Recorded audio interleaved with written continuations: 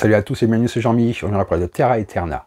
Terra Eterna est un jeu fascinant qui vous plonge dans un univers riche en magie, de quêtes épiques et de combats stratégiques. C'est un jeu de William Chung, et le jeu a été financé il y a peu de temps sur GameFound et le Pledge Manager commencera bientôt. Vous retrouverez en description de la vidéo le lien pour aller regarder tout cela. Terra Eterna combine des éléments de deck building, de progression de personnages ainsi que des combats stratégiques. Tout cela dans une aventure immersive.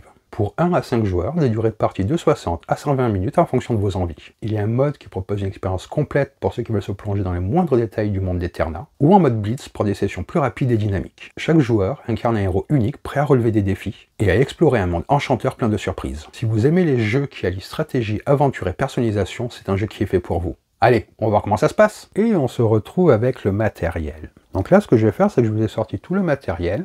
Je vais vous expliquer un petit peu les grandes mécaniques du jeu, vous dire en même temps ce que j'en ai pensé pour ce jeu assez unique avec une ambiance qui lui est propre. Terra Eterna est un jeu d'aventure coopératif qui rassemble des éléments classiques tels que l'exploration de cartes, le combat contre les monstres, les lancers de dés et l'évolution des personnages. Il offre une expérience immersive et stratégique pour les amateurs de fantasy. Vous allez commencer par placer des tuiles autour de votre tuile de départ avec une ville, comme ceci, vous avez énormément de tuiles.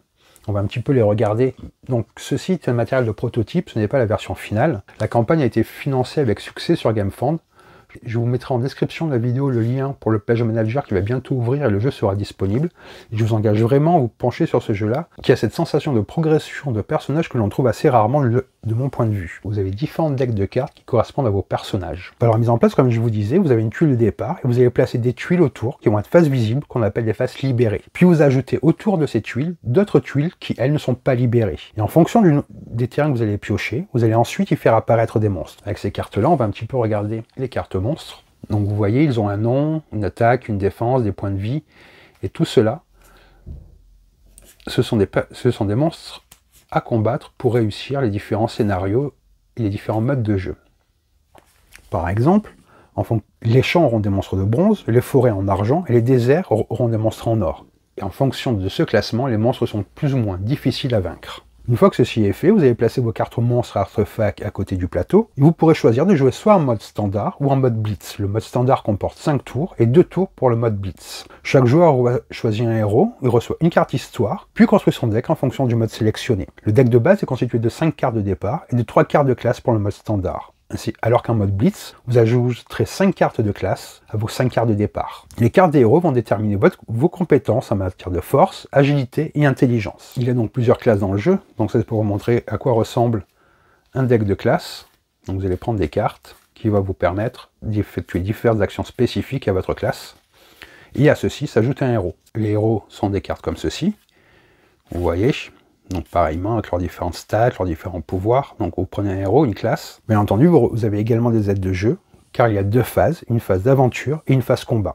Vous allez protéger la ville, vous allez passer 20 points de vie sur celle-là, et vous préparez les dés dans une pile accessible à tous. Avant de commencer, vous allez choisir un scénario, classé de F, facile, à A, difficile. Vous pouvez commencer par un scénario facile de faible difficulté et enchaîner les missions pour évoluer dans l'aventure. Après avoir sélectionné votre scénario, vous lirez l'histoire qui correspond et la configuration de la mission. Par exemple, l'objectif pourrait être de libérer 4 tuiles durant ce tour. Ensuite, vous tirerez des cartes événements et d'histoire pour personnaliser votre mission et préparer la bataille contre un boss. Cette phase de préparation est essentielle pour structurer vos actions avant de vous lancer dans les phases d'exploration et de combat. Vous aurez à gérer vos ressources, planifier les mouvements de vos héros et préparer l'assaut contre les ennemis. Au cours de la phase aventure, vous piocherez des cartes, un certain nombre de votre deck, si vous êtes sur la tuile de départ ou si vous êtes sur d'autres tuiles. Vous examinez votre main pour voir si vous avez des cartes qui peuvent rester en jeu, comme des équipements ou des sorts permanents. Par exemple, vous pouvez choisir de jouer une épée pour qu'elle reste en jeu durant toute cette phase d'aventure. Après avoir joué vos cartes, vous allez vous déplacer jusqu'à votre capacité d'agilité. Ça peut être 3 cases par exemple. Il est important de noter que vous ne pouvez pas traverser certaines lignes qui vont être indiquées sur les tuiles, mais les monstres peuvent,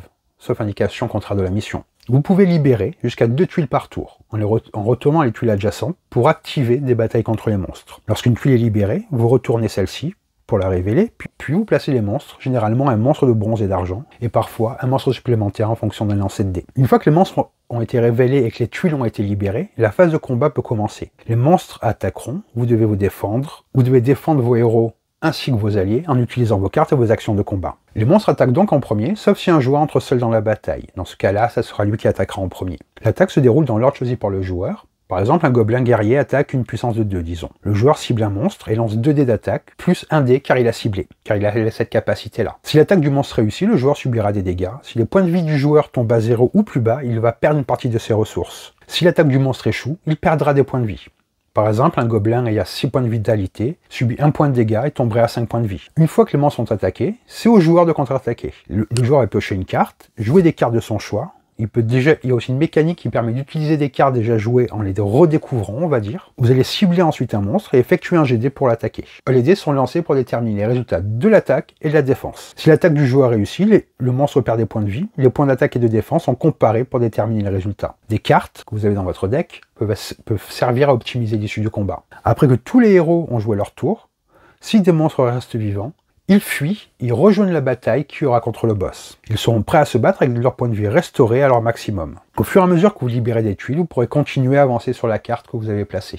Cependant, faites bien attention car chaque action va être réfléchie afin de préserver les ressources et d'éviter les dangers. Surtout si le boss se prépare à apparaître. Lorsque vous combattez contre un boss, différents événements au fur et à mesure de la partie vont vous amener à ces différents combats de boss. Le tour des monstres se déroulera aussi en premier. Ils vont attaquer les héros selon l'ordre défini dans le combat. Ensuite, les héros attaqueront à leur tour. Chaque joueur a l'opportunité de cibler soit le boss ou les monstres qui l'ont rejoint que vous n'avez pas défait précédemment. Le combat va alterner entre attaque et défense jusqu'à ce que tous les monstres aient été éliminés ou que les héros échouent leur tentative. En fonction des résultats de ce combat, les prochains monstres de l'aventure auront plus ou moins de points de vie. Mais entre les tours, ce qui est très intéressant, c'est que vous pouvez améliorer votre deck. Pendant la phase entre les tours, vous avez cette possibilité-là en fonction de votre succès lors du combat contre le boss précédent. Vous allez ajouter plus ou moins de cartes en fonction du combat et en fonction du mode de jeu dans lequel vous jouez. En mode normal, vous allez faire des combats contre les boss jusqu'à 4 fois, ce qui va déterminer si vous réussissez la partie, et vous faites ça qu'une seule fois en mode blitz. Ce qui vous permet d'avoir un concentré d'énergie et de combat, appréhender les mécaniques avant de vous lancer dans une partie plus longue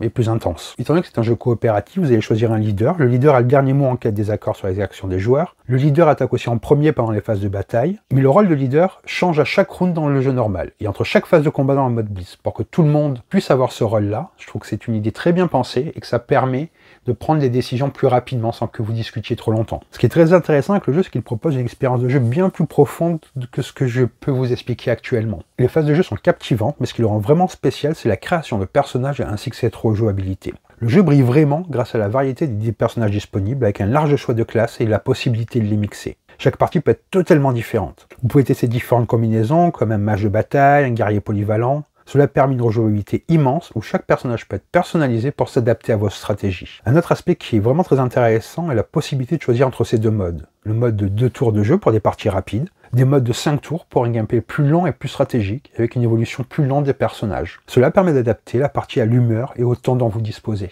Le jeu permet une exploration fascinante, avec une carte qui évolue et des artefacts puissants à découvrir. Pour découvrir ces artefacts, vous devrez combattre des monstres, ce qui ajoute un niveau de stratégie supplémentaire. Cela vous pousse à planifier vos mouvements, à gérer vos cartes et à optimiser vos actions. La mécanique de lancer dés est un élément essentiel de l'expérience du jeu.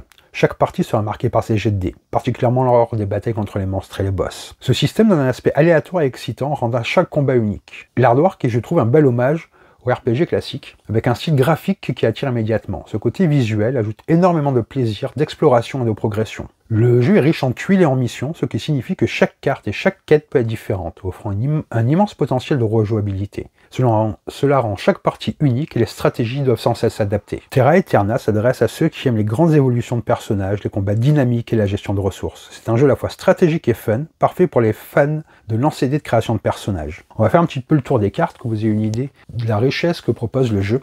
Donc ça, ce sont les différents équipements que vous allez récupérer, qui vont augmenter les capacités de vos personnages, qui va faire le charme de leur évolution et également leur équipement.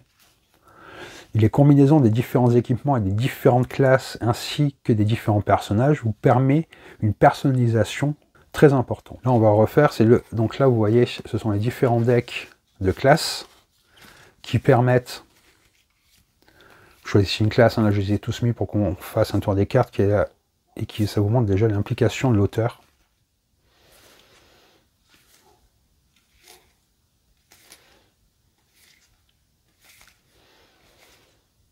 Il y a tout qui est très simple et vraiment cette idée du mode de jeu en 2 tours vous permet vraiment de découvrir le jeu et de s'éclater. Et pour se lancer après, dans une partie plus longue, avec plus de stratégie, 2 heures de jeu, c'est idéal. Et 1 heure de jeu pour le mode Blitz. Ici on se retrouve avec les standees acryliques pour les héros. Donc, vous voyez, j'aime beaucoup, je les aime beaucoup. Tous ont leur personnalité également. Après on va faire un tour des cartes avec les stands, avec les héros, les artefacts, ils sont un peu mélangés, mais comme ça vous avez une idée des possibilités et des decks qu'il est possible d'avoir dans le jeu. Ils sont tous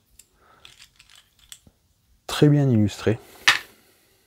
Et c'était fait avec les tuiles que vous allez mettre au fur et à mesure pour protéger la ville, les tuiles libérées, non libérées, les monstres qui vont se déplacer et pour aller avec le boss si vous n'arrivez pas à les vaincre, rajoute aussi une dimension stratégique où vos choix auront une importance sur l'incidence de la partie. Donc là je vous remontre un petit peu des cartes.